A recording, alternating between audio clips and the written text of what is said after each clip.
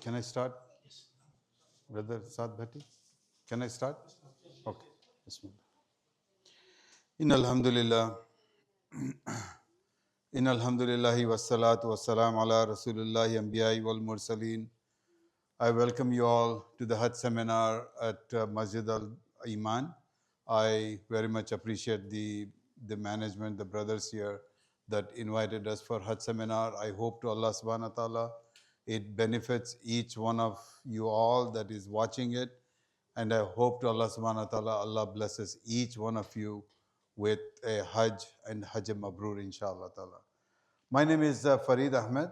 I am one of the lead guide with Rawaf Mina. And inshallah ta'ala, I will go through the registration process. And then I will follow that up with a few other things. One of them is I'm going to cover the approximate prices of the package and then give you a little bit flavor as to how you move forward from there on, inshallah.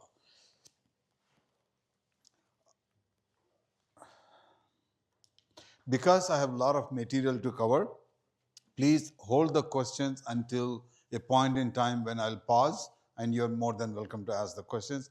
Questions are very important, please understand that. Because when you ask questions, that gives me an opportunity to clarify different things. So, Hajj process. If anybody is a resident of North America, South America, Europe, UK, Australia, Hong Kong, Japan, South Korea, and a few countries in Africa, such as the South Africa and a few other countries.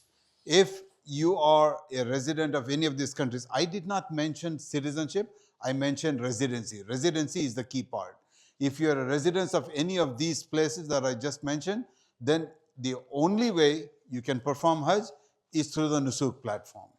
Please do not get scanned by somebody saying that just give me the money, I'll take you for Hajj. It's not happening.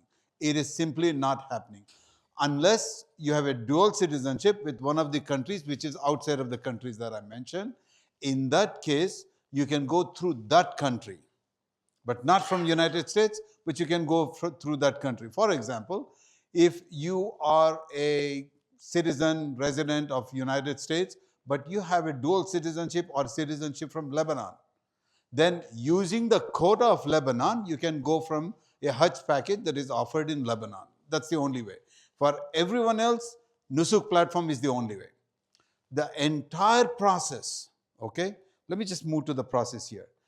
This is the overall process. This entire thing has to be done only in the Nusuk platform. I'm a lead guide for Rawaf Mina, but I cannot do anything for you other than give you all this guidance. Meaning, I cannot give you a visa. I cannot give you a package. I cannot do all that. Everything has to be done only through through the Nusuk platform. Nusuk platform is a website. It is not the same thing as the app that you have on your phone.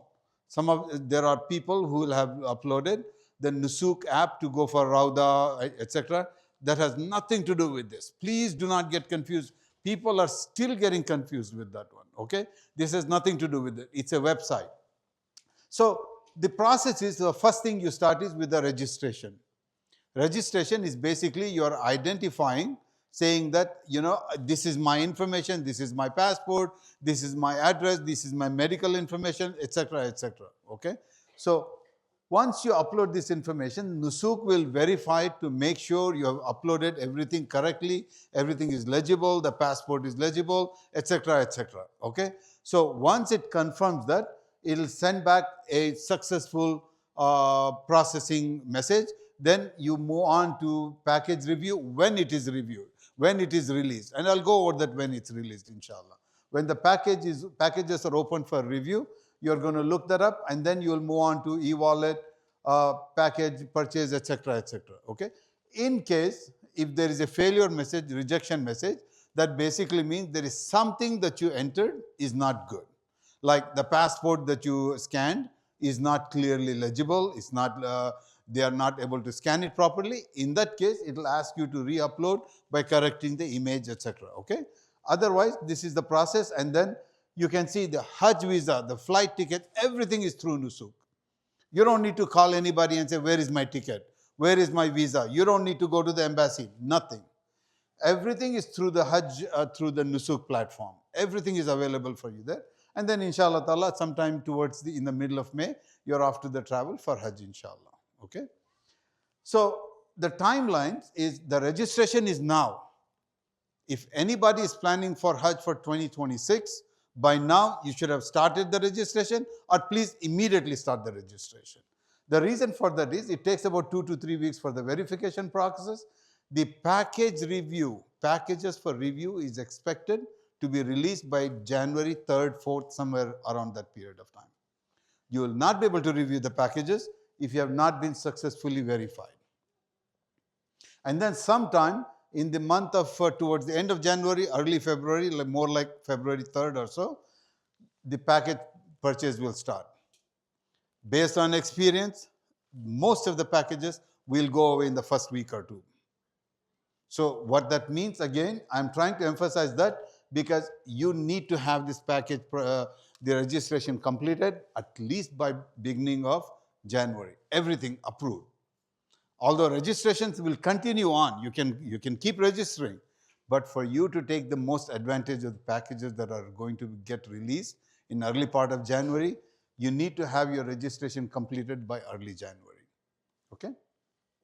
So the registration process, let's move forward with the registration process.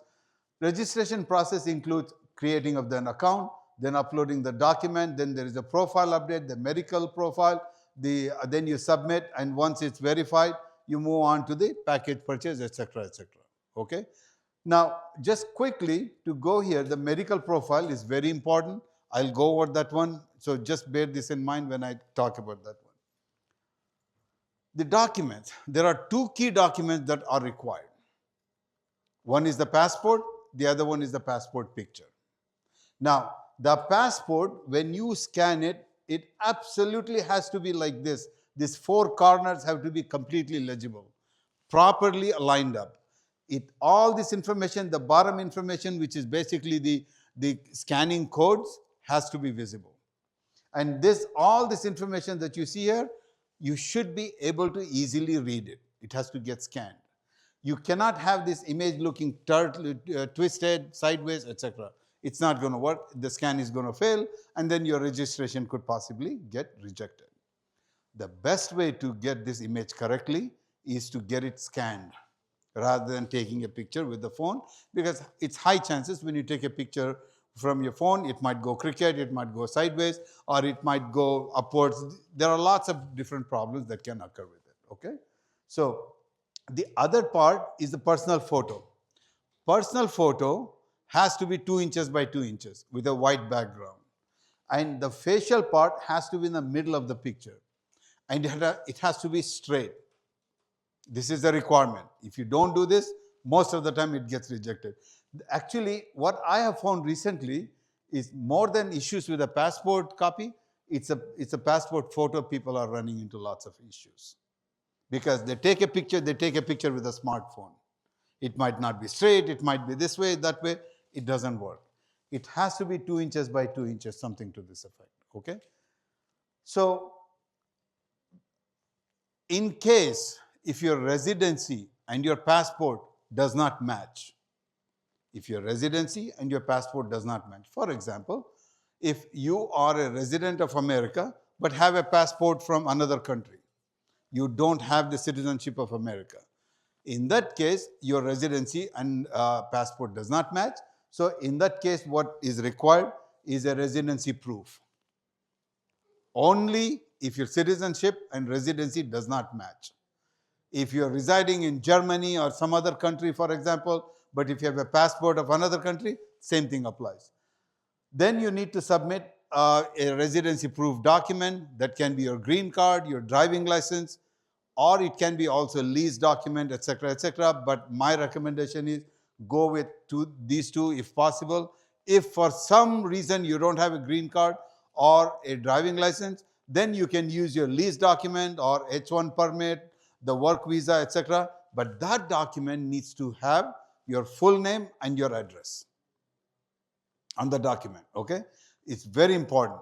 So, but that's why I just suggest, if you possible, if you have a driving license, if not even a green card, use your driving license. The specifications, the passport has to have the maximum of 800 by 400 pixels, okay? This, I'll show you how to adjust that one, but this is important that it be there. The other, for the photo, it needs to be 200 by 200. It cannot be more than 200 by 200. And it has to be 2 inches by 2 inches. So if you do adjust that one, it cannot be more than 200 by 200. The file sizes are also listed, 1 megabyte, 1 megabyte. And for the residency also, it is 800 by 400 up to 1 megabyte. The type of documents that are accepted are the PNG or JPG. This, making sure you get this document scanned and ready, this is your base starting point. If you don't have your images properly, the rest of the process will fail. You need to start with good documents, basically, scanned good documents. So now let's start with, okay, yes, how to adjust the document. Most of the computers have image tools, such as, like, for example, the Windows has the Windows paint tool, or the Mac has what's called the paintbrush. Use one of these tools. So the way to do that is, there is for example, if you look at the paint in the Windows, there is an option here which says resizing. This is the most latest version of the paint. Okay, if you look at that, it's there. You select that, then you do 1, 2, 3, which is select the pixels, take off the ratio pointer here, and then you put 800 by 400 or 200 by 200 for the passport photo. Okay, and then you select, you save it, but every time you have to make sure that it is clearly legible. While doing this, don't mess up your scanned image, because it can happen. So every time you're going through it, you have to keep your eye on to make sure the image is still legible. All the information is legible, that it does not go a little bit offside, pulled this way or that way. You need to make sure about this one. It has to be humanly readable. And also it will show you the pixels here at the bottom of this tool, and it will also show you the size of the file. It has to be under 1 megabyte, okay? So this is very important that you make sure you start properly. Let's move on with the registration process. As I said, registration is done through hajj.nusuk.sa. To avoid scamming, because during the Hajj period of time, scammers are very active in the Hajj processes, because people are sentimental, people are excited. If anybody sends you a link about Hajj, please do not accept it. Look at it, type it in. It has to be hajj.nusuk.sa. Sometimes people will send a link that has a funny characters here that will take you into the scamming. Remember, you're uploading your passport, your personal information, and possibly at some point in time your credit card information. You don't want to get scammed with this one, okay? So be careful about this one. So you start the process by selecting the start registration, and when you click on registration, then you get into this screen here. Here it's asking you for the country of residence. It's not asking you for country of citizenship. It's asking country of residence. So you enter the country of residence, then your email address, and then you move forward by selecting start, create the account. So once you create the account, the email address you give here is very important, that you give an email address that you have easy access to.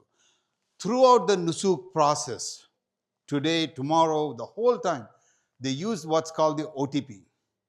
The OTP code, they continuously keep sending it to that one to verify that it is you that is trying to do this one, because there is a privacy information here, right? So you need to have easy access to your email address so that you can get the OTP and enter the information. So once you've gone through that, when you do that, create the account, it's going to ask you to go and look for your OTP, enter the OTP. Then you come to this screen. It's going to ask you for the password. You complete the password. Then you'll receive a confirmation that says account created. Account created is not the same as registered. You just have created the account. That's all you have done, okay? You still have to do the registration. So let's move forward. Once you get this one, let's move forward to the registration process. The first step in the registration process is the document upload. You upload your passport picture and you upload your personal photo, okay? If the scan is successful, it will tell you scan is successful and it will take you to the summary screen. Otherwise, it will tell you it's a failure. Normally, it allows you to scan 2-3 times. On the third or fourth time, it will tell you, sorry, we cannot scan it. You can go and manually enter the information. My recommendation, do not do that. Do not go in and enter the information manually, because there are high chances you will make a mistake. And even then, Nusuk process at some point in time, it will look at your image and say, your image is not good, so it will reject your application. So the best thing is, go back and look at the image. Why is it not scanning? What is it not legible? Is it not following the required format? Is it more than 1 megabyte? Is it not following that 800 by 400 or 200 by 200? Take a look at it and correct it before submitting it. So once scan is successful, it will take you to the summary screen.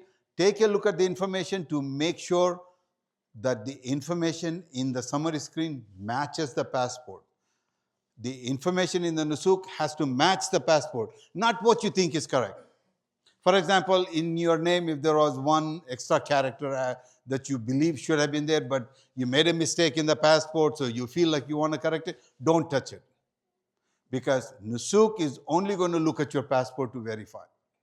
So if the data in your Nusuk does not match your passport, it will fail again.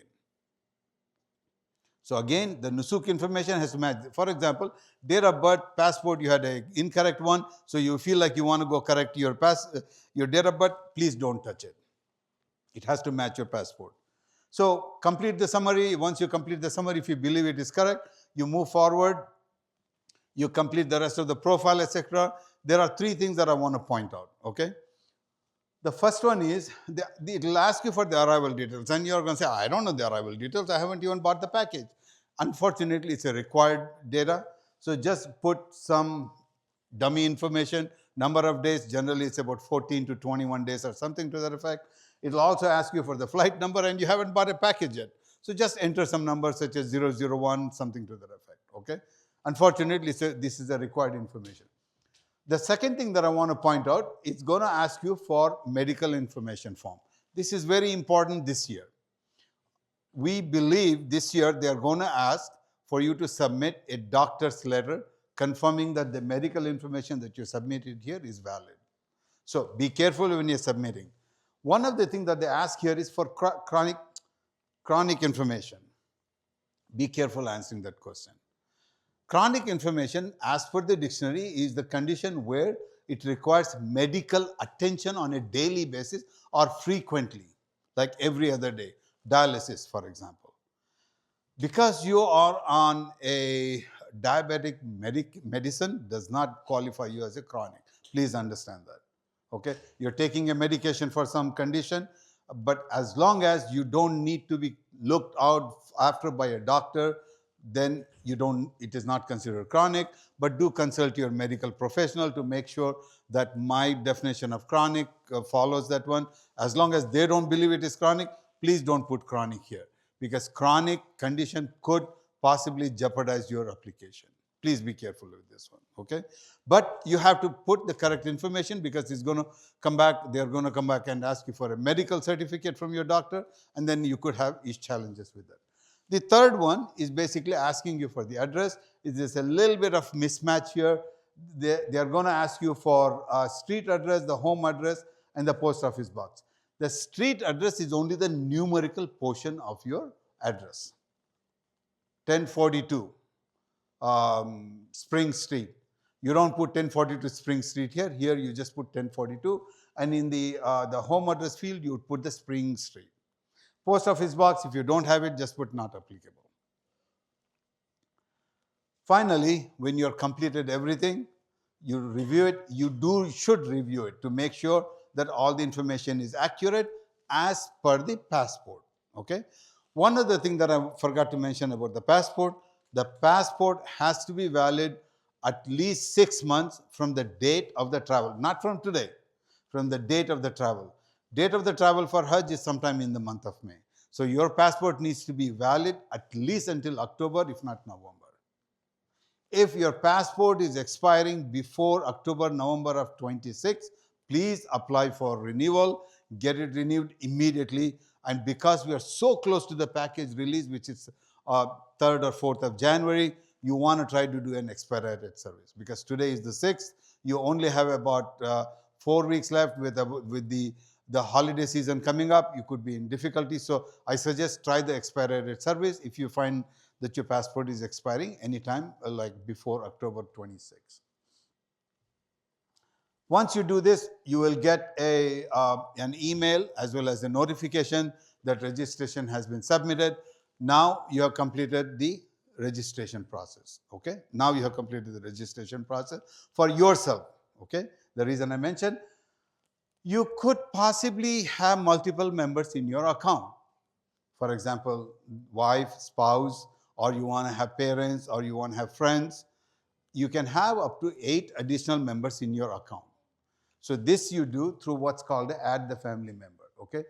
All members have to be resident of the same country.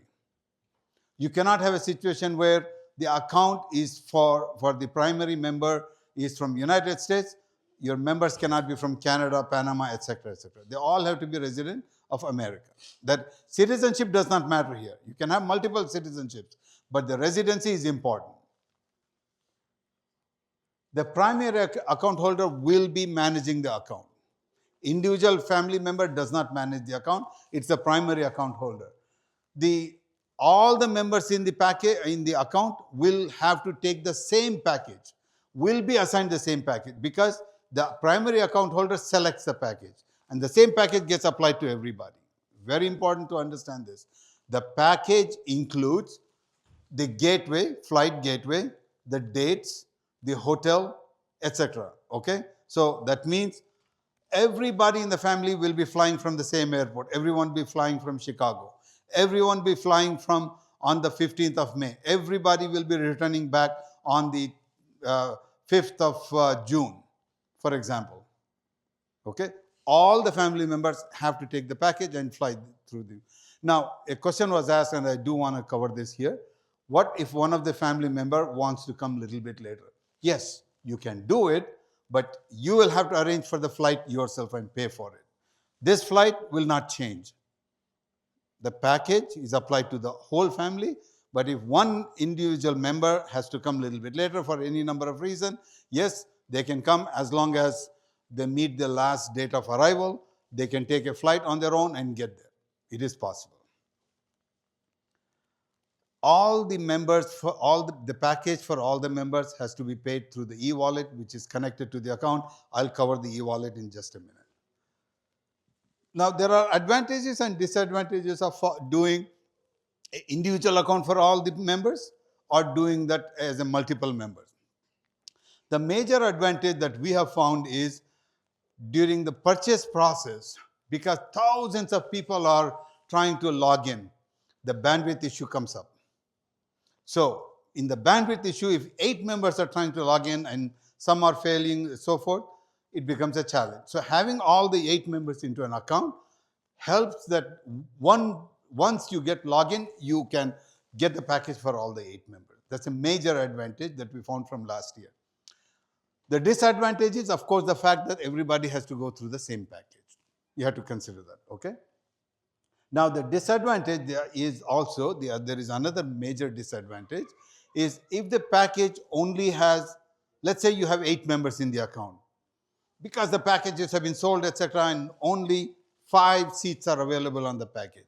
You cannot get the package because you have 8 members in your account, so your selection will fail. That's a disadvantage you have to take into consideration while doing this one. Now, how do you add the multiple members?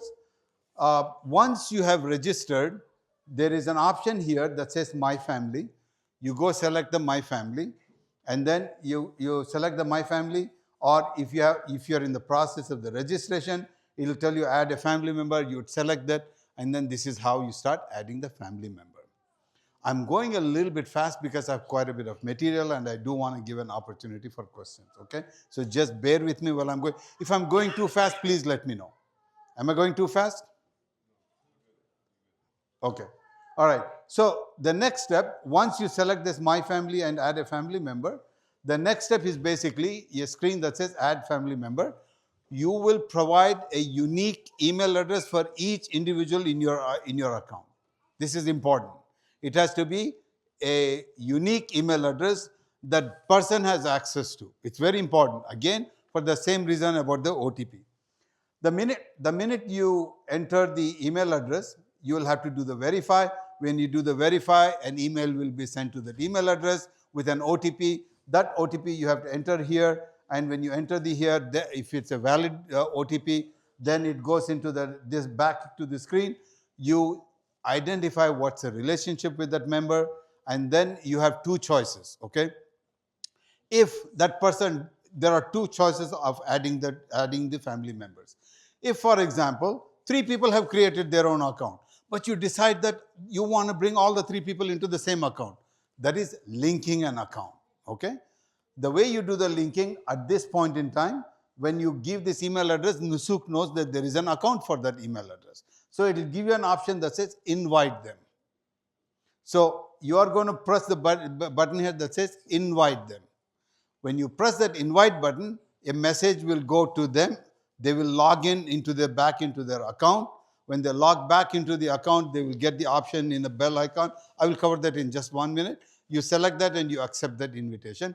Otherwise, you say add family member and you continue with uploading the documents, etc. Okay? So, if you are adding a new member, then you continue with uploading the documents. If it's an existing account, then that family member needs to log into their account using their email address, password, etc.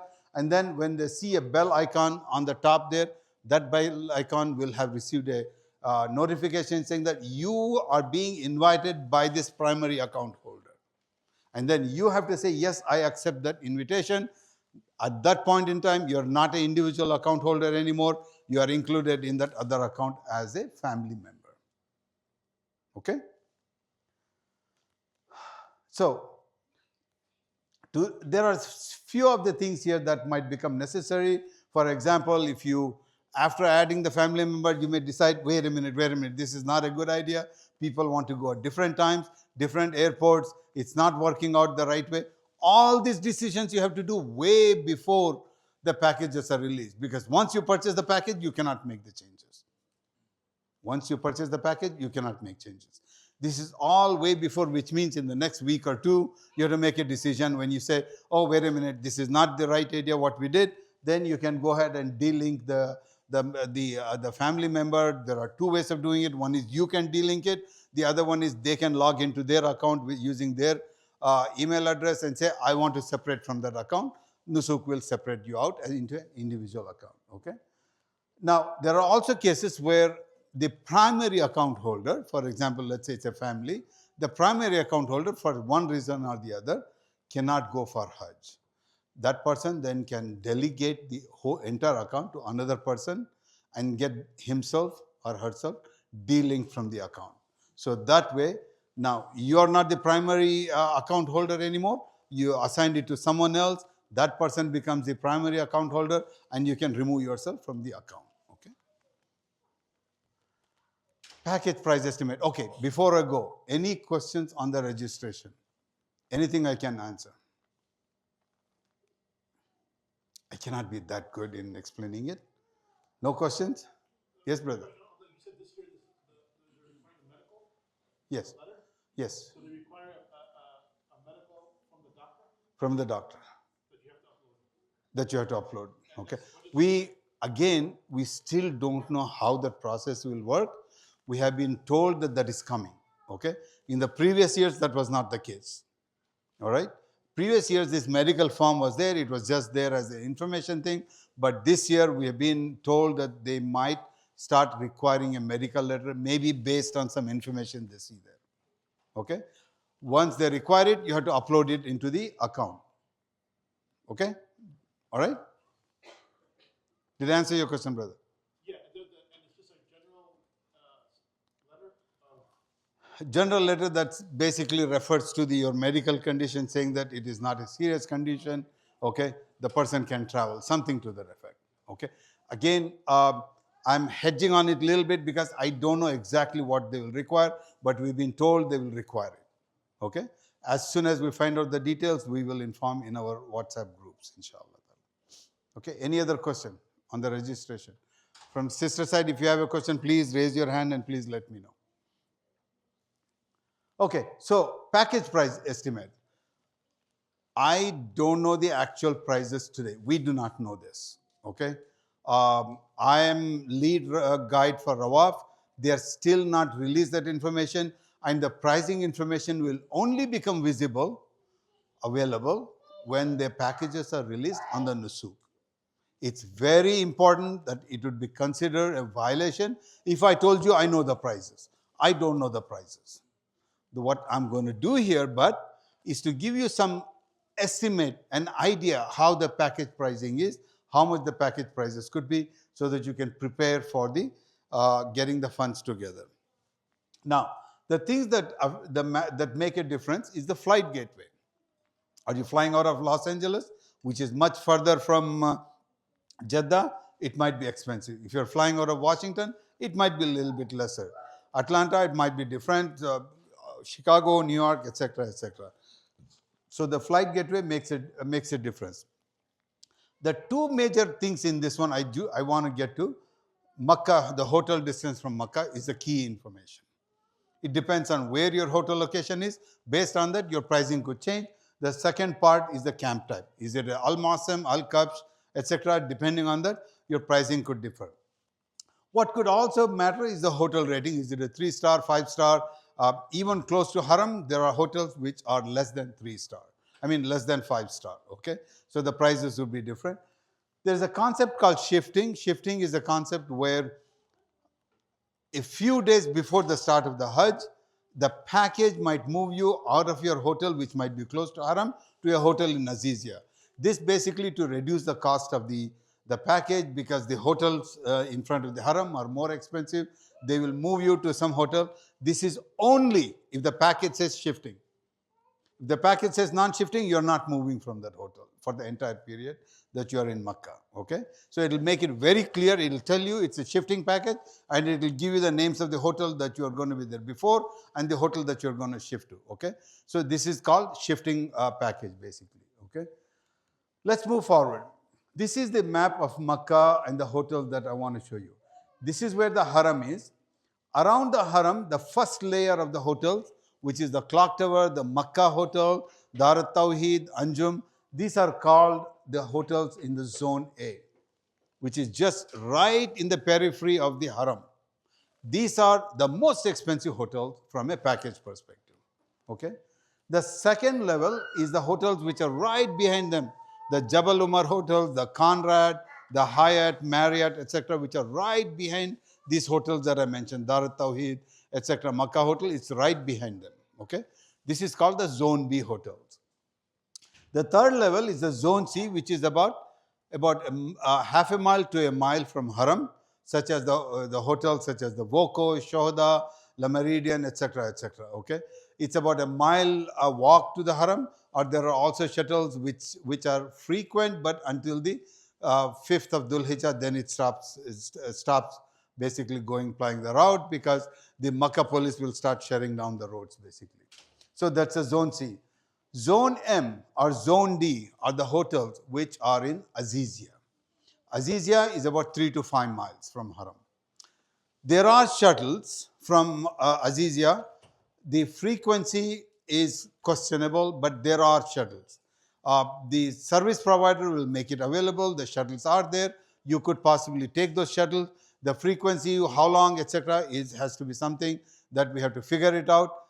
From 5th of Dhul Hijjah, those shuttles will slow down. Okay. Now, these hotels, one advantage of these hotels is it's close to the Jamarat. So the 5 days when you are in Mashayar, they are more easily accessible to you. Okay. But this also significantly reduces the cost of the package if the hotels are in the Azizia. This is another view of the hotels. As you can see, this is Haram. This is the first level of hotels. The Clock Tower, the Makkah Hotel, Dar al-Tawheed here, and then the second level of hotels which are around it, and then the Zone C hotels which are out here basically. Zone D, MD, which is out here in Azizia. Just another picture. The second major factor in the package price is the Mina camp. Okay, Mina camp, as you can see, this is the entire Mina area with the Jamarat here and Azizia here, which is close to the Jamarat, and Muzdalifah. So this is the Mina area. Okay, so the first camp that I want to talk about is the Al Muassam camp, which is the American camp. Okay, these camp over the last few years have improved tremendously. They are very well furnished, very well kept. The bathrooms, the food, etc. It has become exceptionally. It has improved in the last few years. But it's still one major thing about this is a 3-mile walk to the Jamarat. There is no transportation available. It's only a walk. Please understand that. I don't want any misunderstandings about it. It's a 3-mile walk from the camp to the Jamarat, and this is 3-mile going, 3-mile coming back, and that's for you do this for 3 days. So you have to be prepared for that one. Okay, but this camp reduces the cost by at least about $1,000 to $2,000 at least. Okay. The second camp is what's called the Al-Kabsh camp, which is also referred as the VIP camp. And this one is about half a mile from the Jamarat. The facility is better because it's a VIP facility, and it also has, it uses the train system to go from Mina to Arafat, Arafat to Muzdalifah, and back to Mina. There is a Mashayar train basically that is used. Whereas the Al-Muassam camp uses the bus system, which also has gotten much more organized now. Okay, so these are the two camps. So you have that you need to compare with. There is a third camp, which is a luxury camp, which we don't deal with, but it is there. I just want to highlight this one. Okay, it's called the Kidana camp. These are not camp; these are luxury buildings. Okay, they significantly higher in the cost. Okay, significantly higher in the cost. My groups, they are either in Al-Kabsh or Al-Muassam. I work with Rawaf Mina. Rawaf Mina generally releases package either with Al-Kabsh or with Al-Muassam. Approximate price ranges. So keep this in mind. This is what the driving factors are. The first one that very important that I highlight this one. I repeat this one because I don't want to get into any trouble with the Ministry of Hajj. I cannot give you package prices because I don't know the package prices. All I can give you are estimate. That's all I can do. Okay. The first range that I want to share with is the one where the camp is Al Muassam and the Makkah hotel is in Azizia. It's a 3-star hotel. This can run up to anywhere from 8 to 10,000. These costs that I'm giving include that I'm projecting for you, giving an estimate, includes the package as well as the flight. Okay, package includes everything from the airport back to the airport. Okay, arrangements wise, that means the transportation from the hotel, from the airport to the hotel, from Medina to Makkah. Mostly it's by train. The hotel accommodation itself, the breakfast, dinner, the Mina camp, whichever camp that you select, and the food at Mina camp and the transportation within the Mashayar, all this is included in the package prices that I'm projecting as an estimate. Okay, so bear that in mind.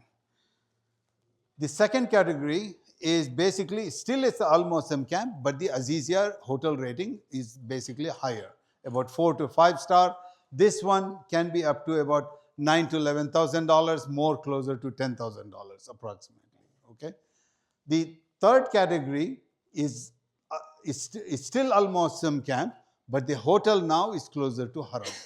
This one ranges between 10 to 13,000. Mostly it's about $11,000 to $12,000. Okay, so camp is still Al Muassam, but the hotel is in the zone A basically. The fourth category is basically the full luxury one, which is the Al-Kabsh camp, and the hotel is close to Haram. This can go anywhere from $13,000 to $16,000. I would estimate this to be a more around $14,000 to $15,000. If this is what interests you, you should be prepared at least with $15,000. If this is what interests you, you should be prepared with at least about $12,000. If this one, you should be prepared at least with 10. This one, you gotta have at least about $9,000 to look into it, basically. Okay. Any Kirana camp? I want to mention this. I don't deal with Kidana. Rawaf Mina does not deal with Kidana. This Kidana can go from anywhere from $20,000 to $40,000 per person. All this cost I'm giving is per person. I'm projecting. Okay. So the Kidana, as I said, is about $20,000 to $40,000. This is luxury tent, etc. And it is what it is. I just want to project it. All these are only estimates, only ranges. The only actual cost would only be available when they are released in the Nusuk. Sometime towards the middle to third week of December, I will start getting more accurate idea. I will project it then, but this is what I know today. Okay? Yes. Based on your experience, did the pricing go down compared to the last 3 years or so? Good question. The brother is asking, based on my experience, will the cost go down from the previous year? I don't expect the cost to go down, but I expect the cost to hold. Okay? The last year, Rawaf Mina at least, because I can speak for Rawaf Mina because I know the pricing, they held the cost from the previous year because they understood that the cost was higher. Ministry is doing the level best, by the way, because I have heard of several conversations from the ministry telling the service providers, try to bring the cost down. Okay? So, because of the inflationary level, you would expect the cost to go up, but I don't believe the cost will go up. It will hold. I don't expect it to go down. Okay? Because I mean, based on some talk I have some brother in California, he's picking a package with for Kemp and the Mecca Hotel, and he was quoted about $25,000. I mean, he was showing packages. $25,000 per person? That is the Kidana camp. Kidana camp. Kidana camp. Kidana camp this year started at $21,000 per person, and that did not even include a hotel in Makkah. That basically they took you to the Kidana camp in Mina, and from there they brought you to perform Umrah, took you back. You just stayed in Mina camp, Mina area, and went back. But the Kidana camp, as I said, goes from $21,000 to $40,000. Okay, Rawaf Mina does not have those kind of packages. The maximum that I know Rawaf Mina is planning on, I cannot tell you for certain, is planning on is about $16,000. $16,000, which is a hotel near Haram and Al Kabsh, etc., basically. Okay, and Rawaf Mina, which I represent as a guide, okay, they have basically, they're planning on the train between Medina and Makkah, no more buses and all that. So this is where they are right now. Most of the service providers, as I understand, are going to hold the prices. They're not going to go up. Okay? The one that you're referring to, about 21, 25,000, that is Kidana camp. That is not Al Kabsh and Haram. Okay? All right? Any other question on pricing? Very important. Very important that you understand this pricing so that you start preparing financially for it. It's very important that you understand this one. Okay? Yes, brother. Last year when I was looking at it seemed like there was different rounds, right, that you go through. Yes. And if you don't get the first or second round, then a lot of those, it seems to me, maybe, I mean, please correct me if I'm wrong, a lot of those packages that are listed as 13, 14, they jump up to like 20,000 because No. Okay. The brother is asking the question that in the last year or two also it happened where there are multiple rounds of purchasing. Okay. The brother is saying that he observed that if packages that are left in the third round, for example, the price of the same package would be higher than at the round one. Is that the question? Okay. That is not true, brother. Okay. Package prices are fixed even before it comes into Nusuk. Okay. Last year, the year before, and in 23, there were some issues with the package pricing. Okay. But since 24, and much more specifically in 25, Ministry of Hajj was very stringent looking at the package pricing. They looked at each bit of the price in there. And they challenged the service providers to say, why this, why this, why that. This year I have been told ministry is doing a lot more, saying that you can only have certain percentage of profit on everything. Okay, I'm not supporting Ministry of Hajj, I'm not supporting service providers, but I'm just telling you where it is. And in my opinion, they're trying to do this because they want to increase the number of volume. Okay, number of volume cannot be high if the prices keep going up. This is a simple fact, basically. Okay, so that would not happen, but I want to explain about the rounds, basically, because since you brought up the rounds, the round happens because the first round is based on the quota that is assigned to the country. Second round generally happens when other countries who have been allotted a Hajj visa quota, they don't consume all that quota, then ministry takes that quota and bundles it into an international quota. That's how you end up with second round, third round. I really don't know if every year we'll have a second, third round. So don't assume that it will happen. Be ready and take your packages in the first round. Be prepared. Any other question on the package price before I move forward? No questions. Yes, brother. Can you buy a package without flights? No. Okay. Every package needs to include, let me point out, okay? Every package needs to include the hotel in Makkah, okay? Or as the Kidana is doing, some accommodation in Mina. Mashayar needs to be included. Medina stay has to be included. Ministry has made it a requirement that every package needs to have at least a few days in Medina. A package has to include transportation. Package has to include breakfast and dinner. Okay? And package has to include a flight also. There are two types of flights. I mean, I don't want to get into detail because next Saturday, I'm covering the package details. So if you join my webinars, which are held every Saturday, I keep going more and more information. Okay, my next one is going to be about packages and what to look for, etc. Okay, so there are two types of flights. You still have to have the flights. It can be flight that the service provider arranges, or you have to pick a custom flight, but you still need a flight. Okay, through Nusuk, you have to have a flight basically. Okay, so re-emphasizing that these are only estimates. Okay.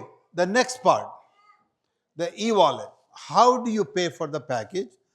You pay for the package with a concept that Nusuk has developed, which is basically their digital wallet. It is a digital wallet from Nusuk. By Nusuk, administered by Nusuk, it can only be used in the Nusuk.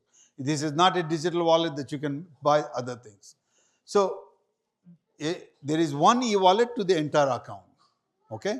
You can have multiple members in an account, but there is only one single e-wallet that everybody has to use in that account.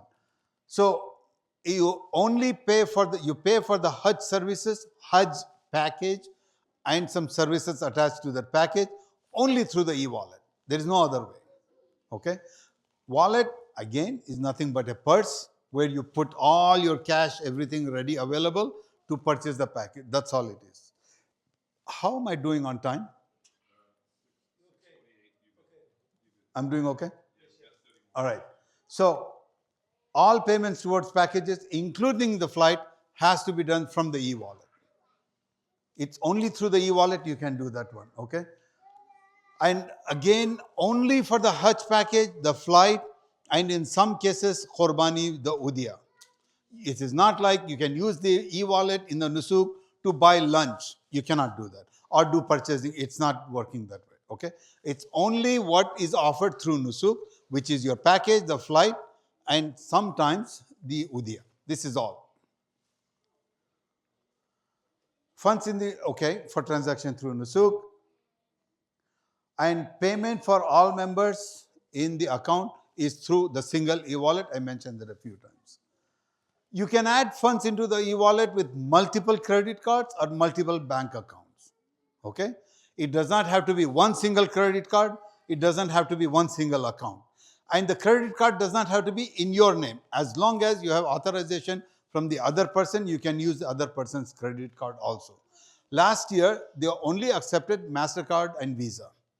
We are being told that they might consider some additional credit card, but I don't know for a fact. American Express, I heard, but it is not confirmed so far right now. consider only the MasterCard and Visa. The unused funds, we recommend that when you put funds into the e-wallet, for example, you decide that you like a package which is a $10,000 package. And let's say there are 3 members. That means 30,000. We recommend that you do fund at least another 10% more. Why? The reason is, when you are looking at the packages, maybe the $10,000 package is not available anymore, for example. Or as you're going through, you suddenly find a flight is a little bit more expensive because the flight from Chicago that you had previously planned for is not available. You have to fly from another airport. The cost might just go up a little bit, and you lose the package if you don't have the funds available. Because at that point in time, you cannot say, wait, I'm going to put the money from my credit card. It's not going to work. The package will go away by the time you put that money. Because the way it works during the purchasing part, it is touch and go, touch and go. First come, first serve basis, basically. So you need to be prepared beforehand so that you can get the package. So the unused fund, that extra fund that I'm talking about, in case if it doesn't get used, you can withdraw it, but there is a processing fee that they charge. Last year, I believe it was, if I remember correctly, it was 1.5%. I don't know what it's going to be this year, but be prepared for this one. Recommendation for the e-wallet. Look for credit cards from major institutions. Okay, I'll have recommendation of which credit cards, but look for credit cards from major institutions. Look for credit card without a foreign transaction fee, because this is a big hit you will have otherwise. Most of the credit card that do charge transaction fee, foreign transaction fee, okay, is about 3% they charge. It adds up. You're talking about $30,000. $30,000 3 times is about $1,000 approximately. Significantly it adds up. Okay, so look for credit card that does not charge foreign transaction fee. Debit cards are not recommended because debit cards have a limitations on the daily limit. Then the banks get a little bit tricky about it, and it might get rejected, etc. Okay. Based on our experience, these are the credit cards that we have found from major institutions that does not charge foreign transaction fee. But you still do need to check on this one. Did the light go off? Is it okay? Okay. So these are the credit cards that we recommend that you look into. Again, we are not suggesting you get this one. Please understand that. Okay. What we are saying is, these are the ones we have found. You do need to reconfirm it. Cards such as the Chase's Sapphire or the preferred one, Reserve or the preferred, the Capital One, Capital Quicksilver, Bank of America's Travel Rewards, etc., etc. There are also credit cards that we are mentioning from Canada and UK. Take a look at it, reconfirm it that they are this thing. Second part, you need to make sure you have proper limit required for making the transaction. It doesn't have to be single credit card, remember that. You don't need to have $30,000 in one credit card. As long as you can come up with credit cards for $30,000, whether they are yours or your friends or this one, as long as you have authorization, this is what you need basically. For bank transfer, we don't recommend bank transfer for multiple reasons, because banks become very finicky transferring funds into a foreign account. Okay, we run through lots of challenges for us to get that cleared. Avoid it if you can. Okay, but if you have to use it, use a bank account with a major bank. If you go with a bank which is like a credit union bank, credit union banks have to go through a clearinghouse through a major bank. By the time it does that hop, there are chances that it might get rejected or it might get delayed. So avoid it if you can, inshallah. Okay. Any question on the e-wallet that I can answer? I'm almost close to the end of it, so I have the time. Yes, brother.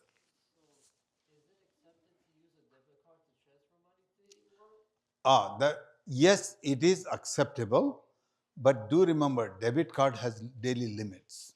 Okay? And secondly, debit cards are nothing but bank accounts, right?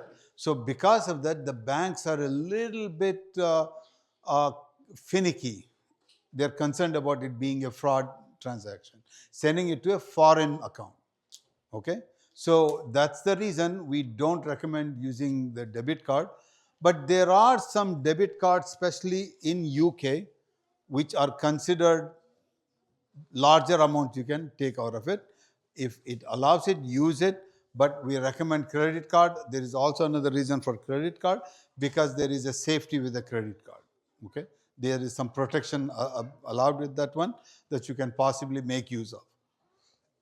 Okay, any other question on? Yes, brother. For funds that are put into the nusuk, Mm-hmm. how long does it take for them to refund whatever is not used? Okay, good question. The brother is asking how long it takes to refund, basically. Okay, how long it takes to get the refund from the Nusuk account. Okay, 1 minute.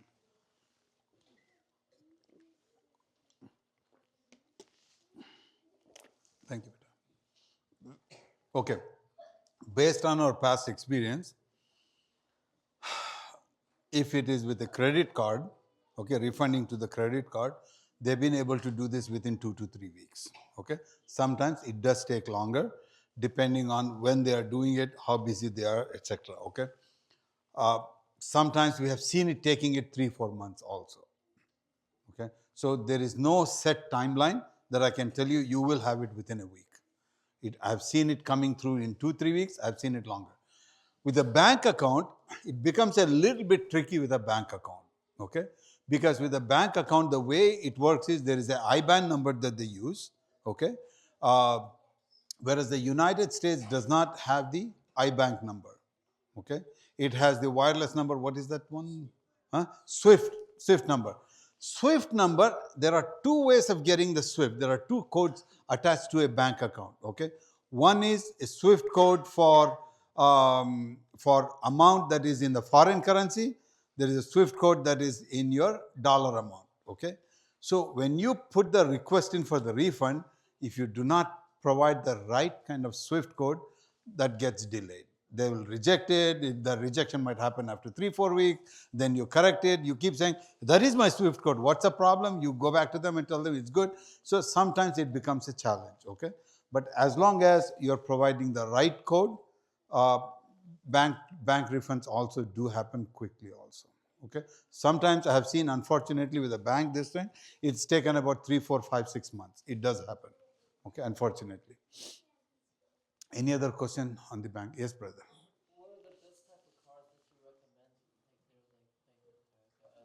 you recommend? I just shared that. So these are the ones that we recommend that you look into. Okay, I don't want to confirm that they are still good from a. See, the biggest concern I have is the foreign transaction fee. Okay, based on what we know, these are all from the big institutions, Chase, Bank of America, etc. Citi. These are generally accepted easily in foreign transaction, and they don't have a foreign transaction fee. But you should double check and reconfirm that there is no foreign transaction fee, because you don't want to get caught up in a foreign transaction fee. It is a significant amount. Okay. All right. Any other question? Are we good with the so far what I've covered? Okay. Sisters, are we all set? Any questions on the sister side?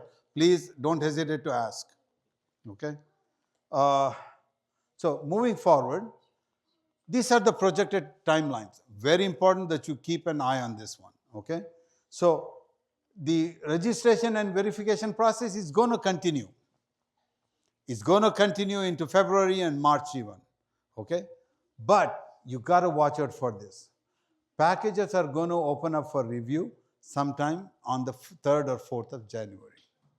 You need to have your registration verified and completed before that, so that you can even look at the packages. If your registration is not verified, approved before the packages are released, you cannot get into the packages to view them also. So you're going to be behind. That's why, if you notice, I have put this one as almost a deadline, quasi deadline for my members. For the people who are watching me, I want you to make sure you get your registration completed here, although registration is open throughout the period. But you need to get your registration approved by this time, so that packages, when they are released on about the 4th of January, You can go in there, select your package, like your package, review them, look at it carefully, put them into the cart, and be ready to click purchase when the package purchasing opens, which we are expecting to happen in the first week of January, in February, which is like mostly on the 3rd of February we are expecting this. Okay? Remember, package purchasing is based on first come, first serve. The first person who has the money available and clicks the button is the one that gets the package. If the visas run out, you cannot get it. If the visas which are attached to the package, going forward, if a package is available, that means visa is available. Okay, so you will not find packages in the system if the visas are attached to the packages going forward. Because previously it was not like that. You would see the package and then find out that the visa is not there. So it used to be frustrating. Okay, now if the package is available, that means visa is available. If you can get that package, you got the visa. Ongoing support. This is our ongoing support. We are going to continuously be supporting people through the registration, e-wallet, and package selection in the month of December. We are going to continue with the registration and e-wallet support, but then we are going to start the package selection starting next Saturday. I'm going to start getting into package selection. The factors, the criteria, what are the things that you need to look in a package? What are the critical things, such as the occupancy? Somebody asked me the question about occupancy. What are the different types of occupancy? How does it impact, etc., etc., etc. I'm going to start covering this starting in next week. For you to join our webinars, please, there is a QR code on the sister side. This is the QR code. Please scan it, get into this thing, so that we can start getting you engaged, inshallah ta'ala. Okay. I'm also going to, at that point in time, in my groups, I'm sharing Rawaf Mina's active active groups with that. Basically, Rawaf Mina provides continuous information and guidance. Not just Rawaf Mina, they provide it for everything basically there. Okay. So, and then starting in January, we'll get into more package selection. In February, we'll start having Zoom sessions when the package selection purchasing starts, so that we can be available with you while you are struggling getting the packages, inshallah. This is in the month of February. Starting in March, we will start our fiqh and logistics session, which goes on for about 2 months into the month of April. And then in May, we will start planning for the journey itself, inshallah. This is our support system that we provide. Okay? Any questions so far?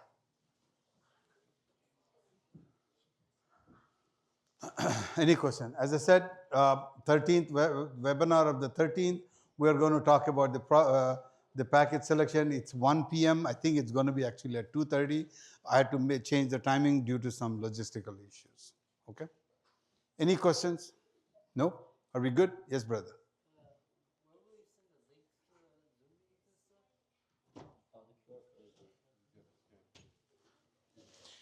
If you can QR code, or there is a link here, if you do that, then you will, inshallah ta'ala, get into our group and you will start receiving the information, inshallah, flyers, etc. Okay. Any other question? Is that QR code for the WhatsApp? Yes. It's to our WhatsApp group. Okay. It's to. Yeah, Brother Ahmed, just mention for the sister, this seminar is going to be recorded in Yes. YouTube and the page, or anybody can go. We also on the site, inshallah, we put in our group in the masjid. Okay. All right. Hopefully the recording is happening well. So as long as I have the recording, we will share the recording. So the brother wants me to remind everyone that the recording from today will be shared in Masjid Al Imaan's website. You have access to it. Please review it and take advantage of it. Spread the word, because there are still people we are finding are not getting into the mode of the registration, etc. As you can see based on this thing I gave, by first week of January, if you are not ready with registration completed, most probably by second week of February, the way I have purposely highlighted in big letters, we expect the package purchasing to finish by second week of February. Okay?